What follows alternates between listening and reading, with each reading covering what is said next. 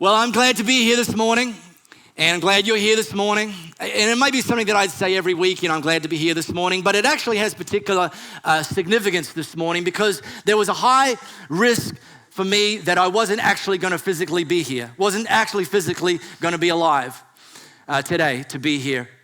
So I'm grateful to be here. I'm alive, as you can see. Rumors of my death have been greatly exaggerated, and because 2 weeks ago, I was down in Busselton doing a triathlon.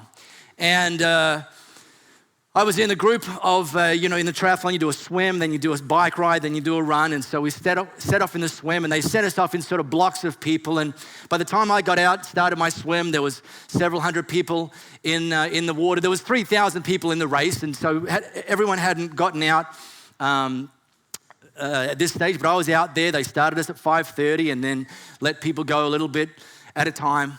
And the idea is you're swimming alongside, just sort of parallel to the Busselton jetty, so it's hard to get lost, out in the open sea. You just got to, as long as you can see the jetty, you're safe. Well, at least so we thought, until Bruce, the shark, and depends whose story you listen to, up to 4 of his friends decided they were going to come and check out what all the action was with all of these people swimming around the Busselton jetty. And here's the thing. My theory is, because when you do a triathlon, often you'll wear a full-length black wetsuit, and there's several hundred of us in the water. My theory is that Bruce and his mates, they think that we're, I don't know what the collective noun is for seals, but they think we're a group of seals, and they see several, what are they? It's actually scientific fact. Well, okay, podcast listeners, I can now verify that it's not just my own theory, a scientific fact that sharks look at skinny triathletes wearing wetsuits and think of them, and the first thought that comes to their mind is breakfast. And not just breakfast, but there's hundreds of us in there, so it's like the buffet at Sizzler breakfast. Which one shall I start with? Now, of course, the law of averages is that with several hundred and eventually 3,000 athletes in the water, the chances of you being the one they pick and eat, it's just the math equation. It's still limited, but we don't want to take those chances, and nor do the surf life-saving people whose job it is to keep us alive. So they sent us over to the jetty. We're swimming alongside it, but they said, no, swim to the jetty. Well, everyone swam really fast to the jetty. And there's ladders, we discovered, going up the jetty. And I got to tell you, I've never climbed a ladder that fast in my entire existence. But this race in December, 2 weeks ago, it's called the Ironman. Some of you have seen the brand of that. They do the race in Hawaii, the World Championships. Sometimes that makes it on TV. This was unique. This race in Busselton 2 weeks ago was unique in as much as they have a full Ironman. Now, that's a brand name, but it's also reflective of a distance. 140.6 miles is your total distance of the race, okay? So that's an American thing, but it's an American brand.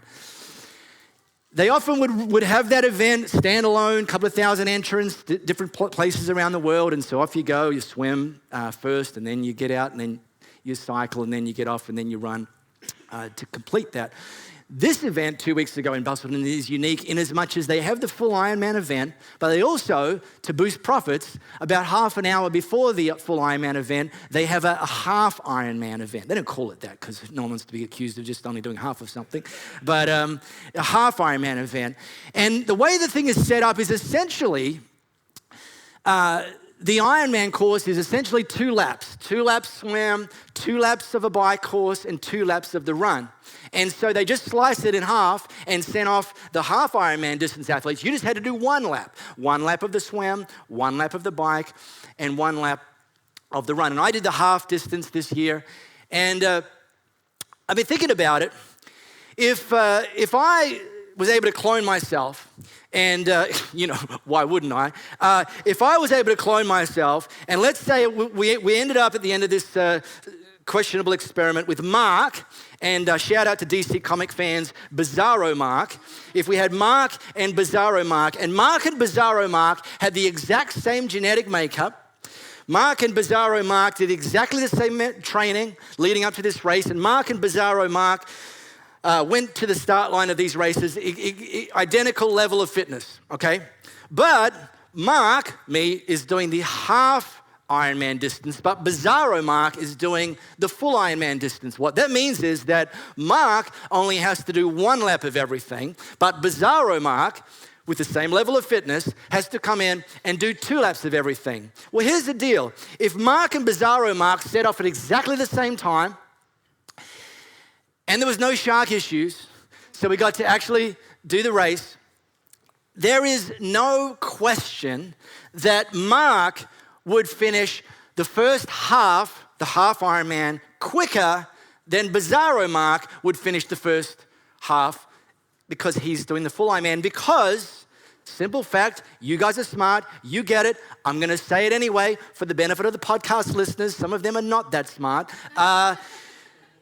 Because Bizarro Mark, he has to save something for the second lap. So Mark is always going to beat Bizarro Mark because Mark doesn't have to leave anything in the tank at the end of the first lap because he ain't doing a second lap. And this is a metaphor that God uses for you and me for our lives. He talks about the idea that we are in this life running a race. We're actually called to run a race. There's a start line and there's a finish line. But what we need to understand is this race that we're running is not a 2-lap event. When you're dead, you don't get to come back and do it all over again. It's a 1-lap race, and guess what? You and I right now are in it.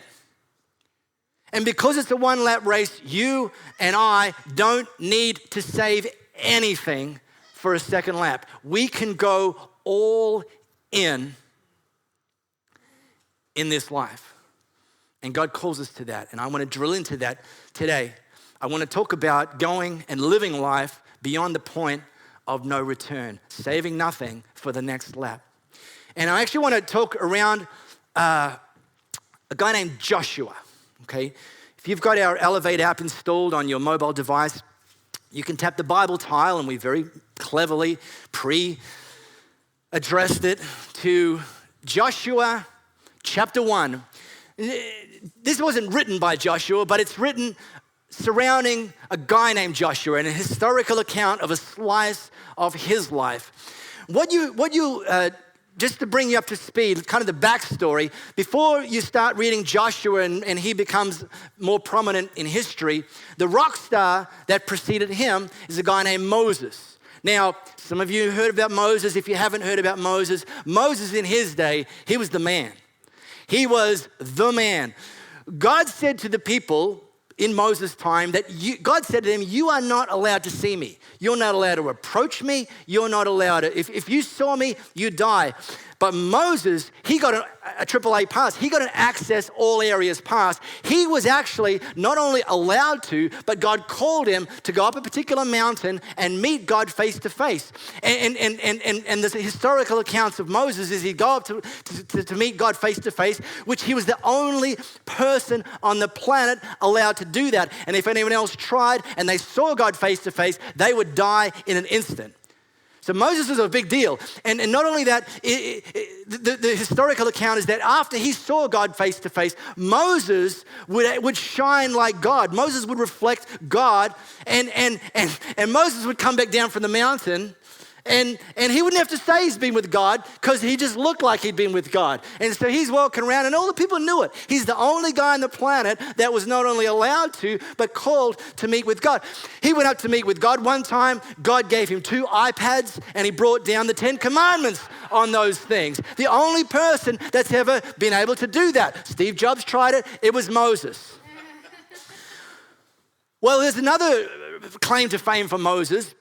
The people of Israel that Moses was a part of, they were living as captives to the Egyptians. You wonder who built the pyramids? Read your Bible. Slaves, Israelite slaves, many of them. They were living in captivity to the Egyptians for over 400 years. It'd be like you and I being deported to New Zealand and being forced to live. I love New Zealand, but I don't want to go there against my will. Do you understand what I'm saying? And so these people were living in Egypt against their will, a whole nation of people, the Israelites, for over 400 years. And God tapped Moses to lead the Israelites out of captivity into freedom and actually promised them a land of their own that Moses would lead them to. So Moses is a big deal. And Joshua, he's kind of like Moses' wingman.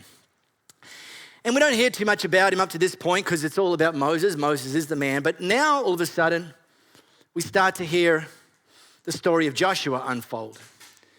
And in chapter 1 and verse 1, the historical record is written this way. After the death of Moses, the servant of the Lord said to Joshua, son of Nun, it's not really good to have your credentials as being, I'm the son of Nun. I mean, it's just like, I got nothing, I'm the son of Nun.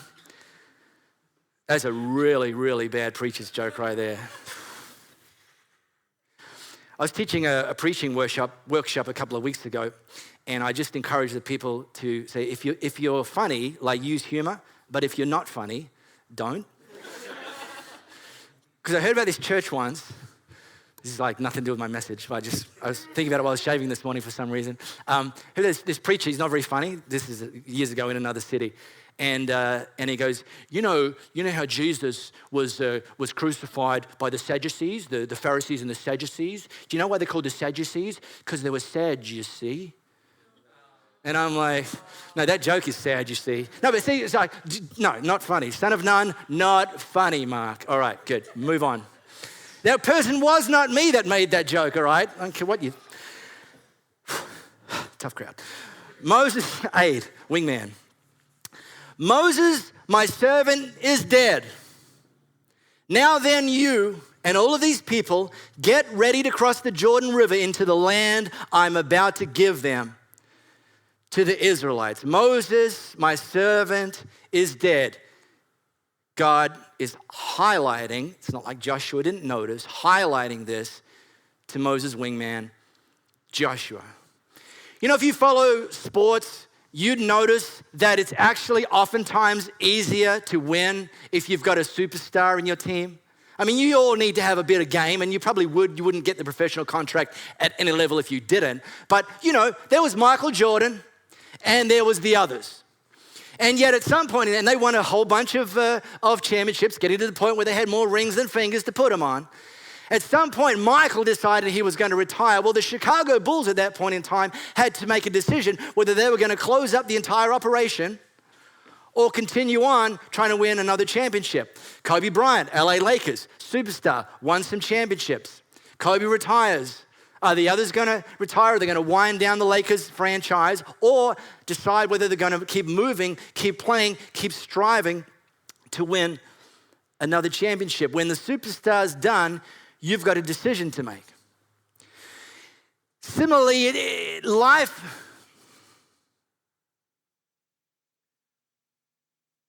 is more enjoyable when you're in a season of flourishing. Yeah, okay, thank you, Captain Obvious. I know, right? It's not just me that thinks that. When you're in a great relationship, well, life is easier. When you're in a great job, life is easier. When you've got a great group of friends around you, life is easier. When you're in a season of flourishing, life is easier. But the reality is that some of those things, some of those seasons come to an end. And some of you have experienced seasons of flourishing that didn't last forever. Some of you have experienced relationships that came to an end. And they were great while they lasted, and they were terrible when they ended.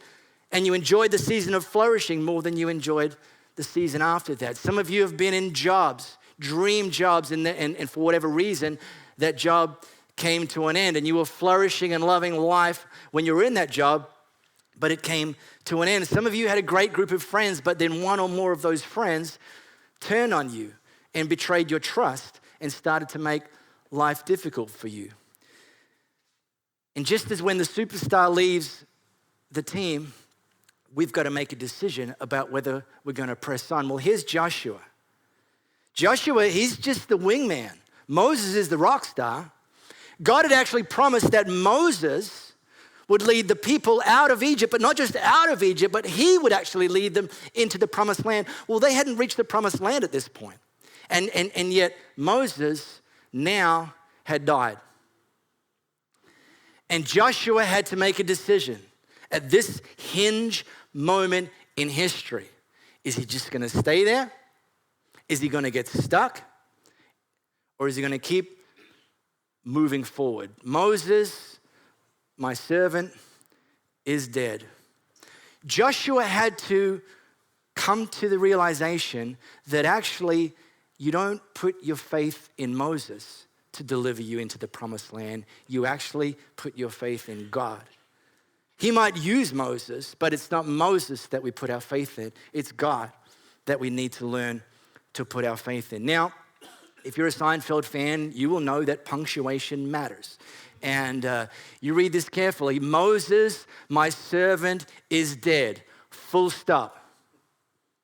Not comma, not semicolon, not ellipsis, fancy new punctuation thing. Moses, my servant, is dead. Full stop. Done. Over. Chapter closed. Now, then, you. Now, then, you. Yeah, I know you're disappointed because you thought Moses was going to lead you into the promised land, but now that he isn't, you. I know you feel heartbreak because this was the man you served and you followed him and you invested into him and you did what he needed you to do, but he's dead. It's over. That chapter's closed. Now, then, you. You have to decide to leave the past in the past. No turning back to Egypt.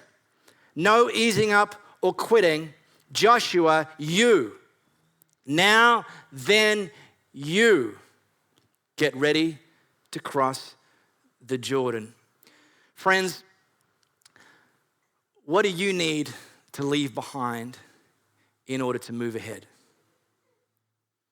It's a pretty fair chance it's something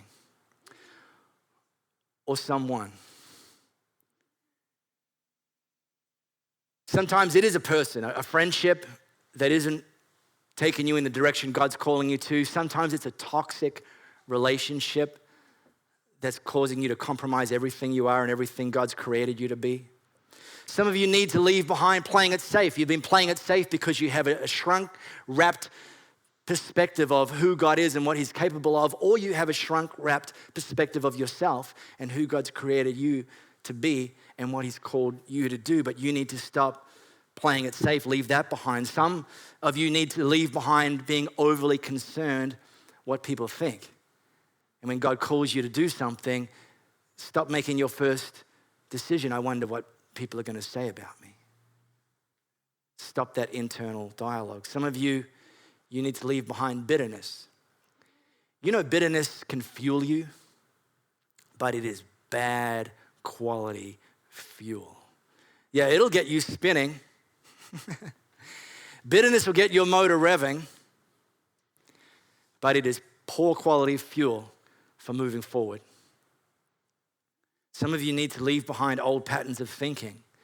Maybe brought up thinking a certain way, maybe culturally things were forced on you and you're confronting, you're hitting your head against something God's trying to reveal to you, a better way of thinking, a way that he's trying to shape you in your mind from the inside out, and you're stuck in old patterns of thinking. Some of you need to leave that behind in order to move forward. Now, then, you. That relationship's dead. Now, then, you. That friendship's over. Now, then, you. Stop thinking that way. Leave it behind. And now, then, you. What do you need to leave in the past? Have you ever prayed, some of you, if you're sort of a churchy, God-y, sort of Jesus-y person, whatever that looks like, have you ever prayed, or maybe you know you're not sort of a big kind of God person, but just have anyone ever prayed this prayer? God, just throwing it up there.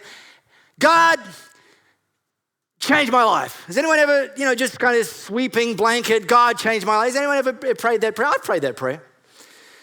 The problem is, too many people want Jesus the magician when God ultimately instead sent Jesus the Messiah. See, Jesus the magician, he'd be nice, or at least we think he'd be nice, because he'd get his little Jesus-y magic wand and do a little abracadabra over our life and ching, and fix everything.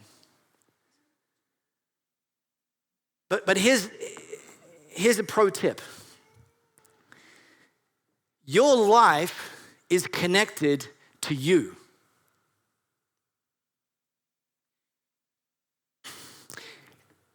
And if Jesus fixed something in your life that was broken, but didn't spend any time working on you, you just screw it up in 5 minutes and be right back where you started. And that's why when we say, God changed my life, he always answers that by starting, first of all, by changing us. Because our lives are ultimately connected to us. They're not playing out on social media. They're not streaming on Netflix. This is it. You're in it.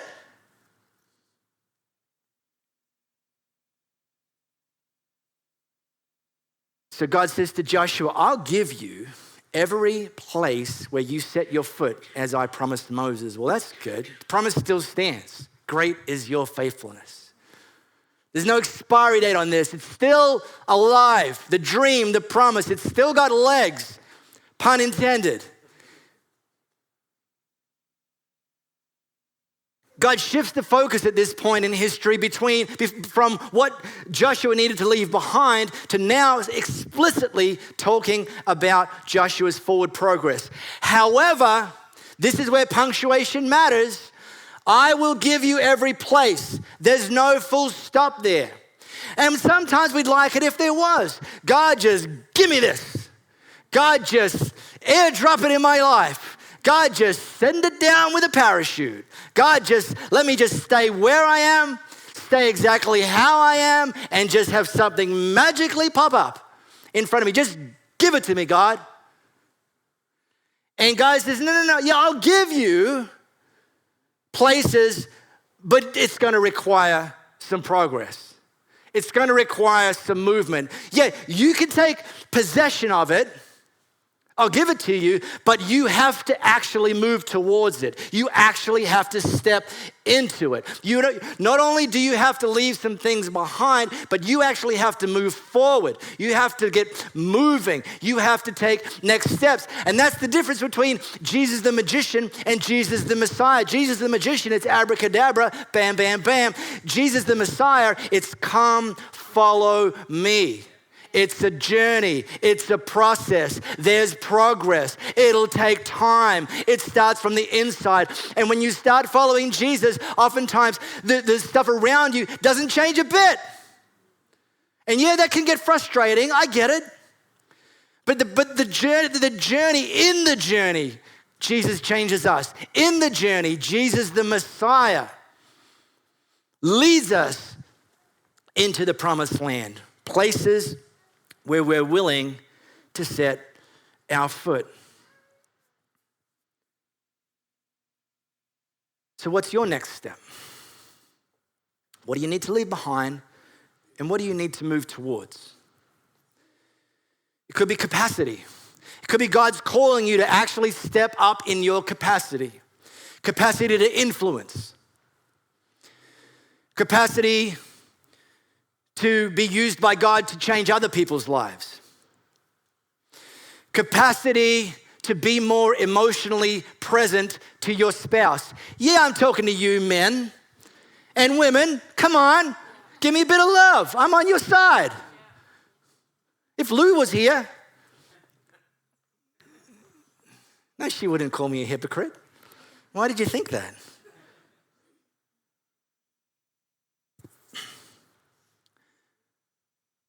Your capacity for opportunity. You know, some people, opportunities come in their way, but they haven't actually prepared themselves for it. And so it just gets passed to the next person, goes sailing on right by because they haven't developed the capacity to handle it. Maybe that's your next step, going into 2018.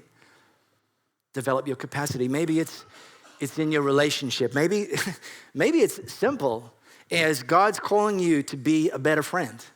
To be less interested in what you can get out of your friendship and more interested in what you can invest into your friendships. And by the way, another pro tip, if you spend your time investing into your friendships, you're more likely to get a better return anyway. But it doesn't start with you thinking first about yourself. Maybe your next step is in your generosity. Maybe you've been acting to a certain level of generosity, and yeah, there are levels, certain level of generosity, and maybe God's calling you to take a next step. Maybe you've been at a certain level for a certain period of time, and God's saying, take a next step. What is it? I will give you every place where you set your foot. You could just as easily slice it up and say, if and only if you set your foot. And then God promises this: no one will be able to stand against you. No one will be able to stand against you. Okay, again, I'll put on my Captain Obvious hat and let you know, the fact that God says no one will be able to stand against you implies that some people are going to try. He doesn't say no one will stand against you. He says no one will be able to stand against you. Circumstances will come against you. I said this before. Probably it's something that I need to keep looping back to regularly. If anyone ever hands you a brochure and tries to convince you that the come follow me by Jesus message means that everything in your life is going to be better, you're only going to experience tailwinds, smooth seas from then on, hand the brochure back.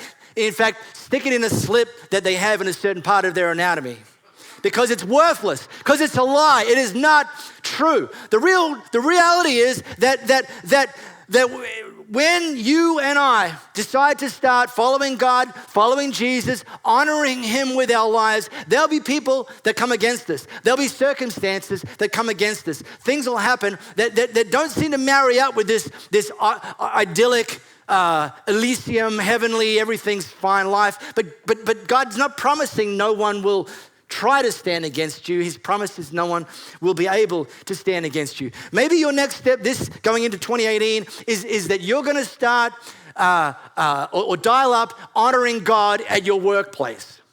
Do you know that God actually calls us to work in our jobs as if he's our boss? Turning up as if he's our boss? And let me break that down for you. That's going to look like, and this is what you can do. Start turning up on time. And by the way, let me define on time. If you start work at 9 a.m., that's not turning up at 9 a.m. That's bum in seat at 9 a.m. That's getting ready to work. That's not hanging around the photocopier or schlepping around your worthless Nescafe Blend 43 dirty water. No. It's ready to work when you're meant to start work. Oh, gee, that sounds a little bit countercultural. I know, I get it. But work in your workplace as if you're working for God.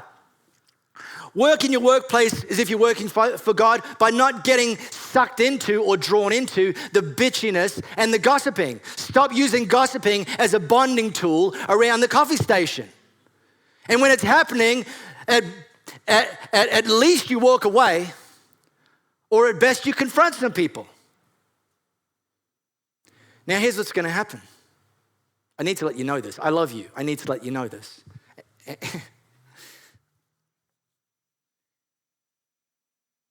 When you do that, somebody's going to say, in true Aussie fashion,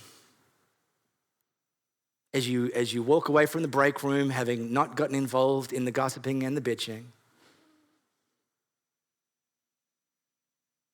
who do they think they are?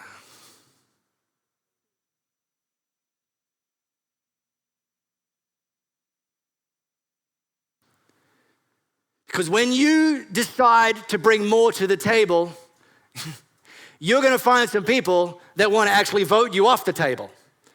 That's the reality. But God promises no one will be able to stand against you. And this is where a lot of people miss it. You know, I've actually seen some people go back to Egypt in their life when God's called them to move forward because they met some opposition. They hit a headwind. Oh, mustn't be where God wants me to be because it's getting a little bit challenging.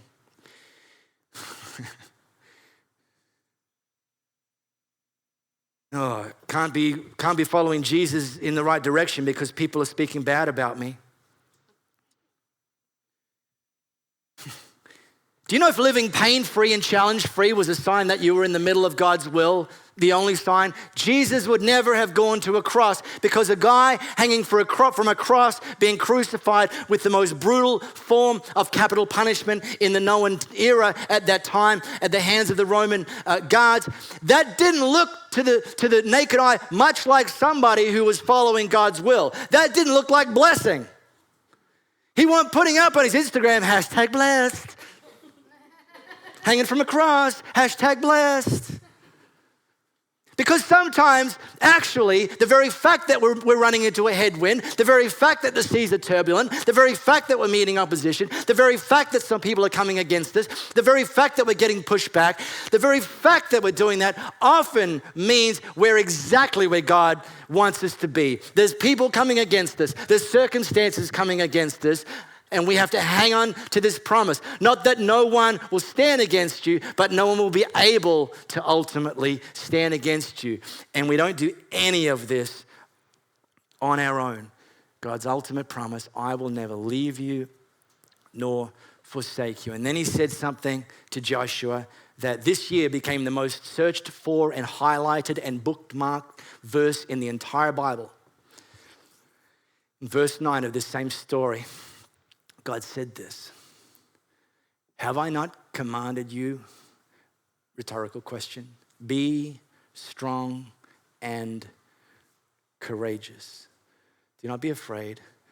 Do not be discouraged, for the Lord God will be with you wherever you go. God's with you in your workplace. God's with you in your marriage.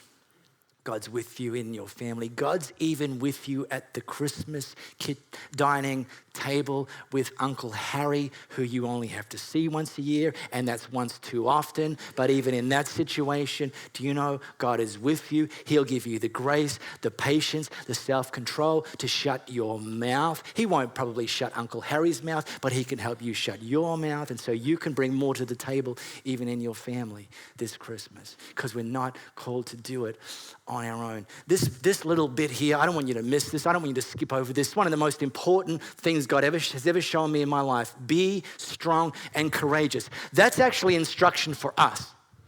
You be strong and courageous. But what it implies is there's a backfilling from God, is that when we make a decision to be strong and be courageous, He meets that with strength, with courage. When we pull up to the gas station and pull out the Bowser pump, I don't drive, Bowser pump, there's an assumption that fuel will pour out of that. When we decide, knowing that God's promised us He'll never leave us or forsake us, to be strong and courageous, there's a promise that He will fill us, that strength will flow, that courage will flow. And it's not our strength and it's not our courage. It's our decision to be strong. It's our decision to be courageous, but the strength and the courage doesn't flow from us. It flows ultimately through us, because the source of the strength and the source of the courage is God alone, who never runs out. You won't find one of those stupid orange pennant flags on God's Bowser saying empty. What sort of a service station manager are you? You had one job, provide fuel. Okay, I think I'm nearly done here. I got one more question. Some of you, your next step, and I'm going to give you the opportunity to take it today. Your next step is to start following Jesus. The Jesus that just says, come follow me. The Jesus that says, come meet me just as you are. And let's begin this journey together. And if you've never made that decision to say, yes, I will follow you, I'll start following you, then right here, right now, I'm going to give you that opportunity. And all I want you to do, before we finish, I'm going to do it right now, is just put your hand up. And you're putting your hand up to Him, as if physically He was here, saying to you, come follow me. And you go, yeah, I'm in. If you've never done that, if you've never said yes to following Jesus, Can I strongly encourage you right here, right now, to make that decision, to say yes. And just do it right now. Put your hand up and say, yeah, that's me. I want to follow Jesus this morning.